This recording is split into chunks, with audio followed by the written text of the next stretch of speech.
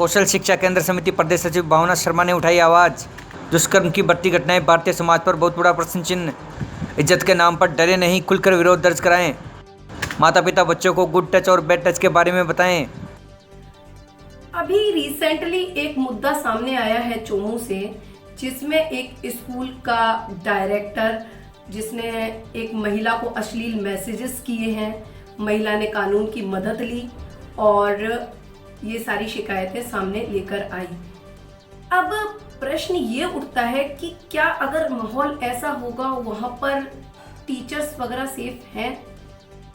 क्या वहाँ पर आने वाले बच्चे सेफ होंगे?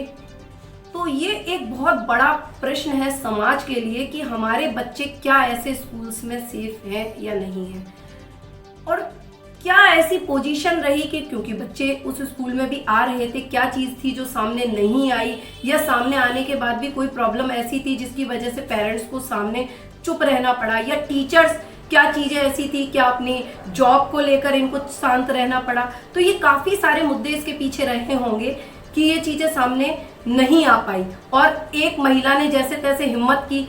अगर कोई महिला हिम्मत करके बाहर आती है तो भी उसको कि तुमने ऐसा कुछ किया होगा, तुम वहाँ गई होंगी, तुमने ऐसा कुछ पहना होगा, तुम्हारे ऐसा, तो ये सारी चीज़ें उसको भी डिमोटिवेटेड करने के लिए क्रिएट की जा सकती है।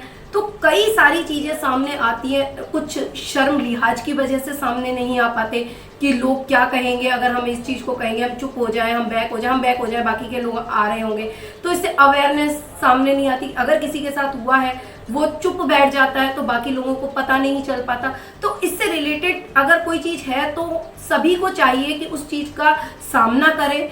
किसी एक संगठन को उनका साथ नहीं देना चाहिए। संगठन को चाहिए कि गलती उस बंदे ने की है, चाहे वो आपके संगठन का बंदा हो, अगर उसने गलती की है तो आप उसकी आवाज़ उठाएं, उस बंदे को उस जगह से हटाएं।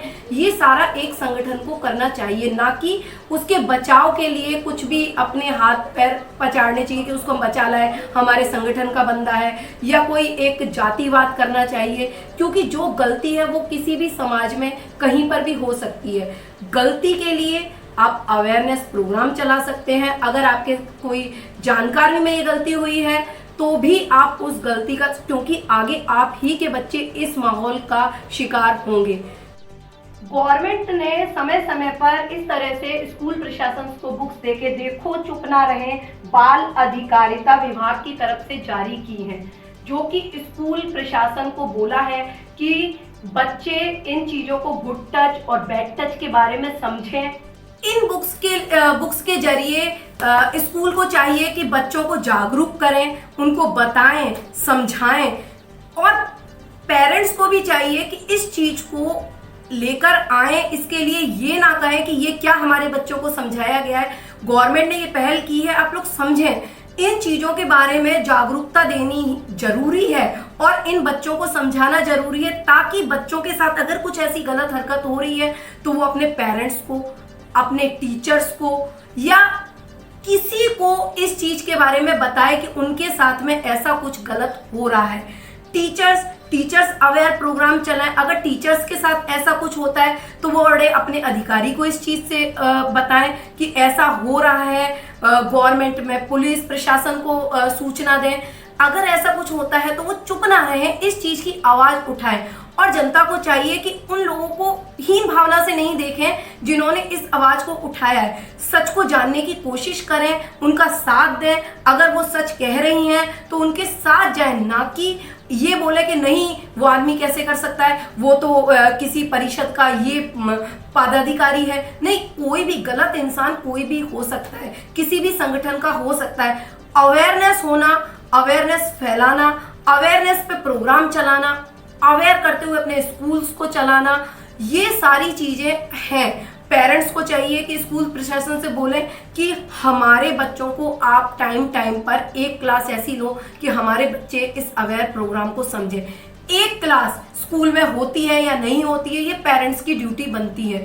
अगर आप लोग सभी इसी तरीके से काम करेंगे और आप लोग समझेंगे चीज़ को, गलत के पीछे आवाज़ उठाने की कोशिश करेंगे, तो ही ये चीज़ बंद हो सकती है। वरना गलत कार्य करने वाले को प्रोत्साहन मिलता रहेगा। गलत कार्य करने वाले को जब प्रोत्साहन मिलेगा तो वो ये काम करेगा। अगर ये कोई आवाज नहीं उठाएगा तो गलत आवाज उठती जाएगी और आने वाली पीढ़ी इसका शिकार होती रहेगी।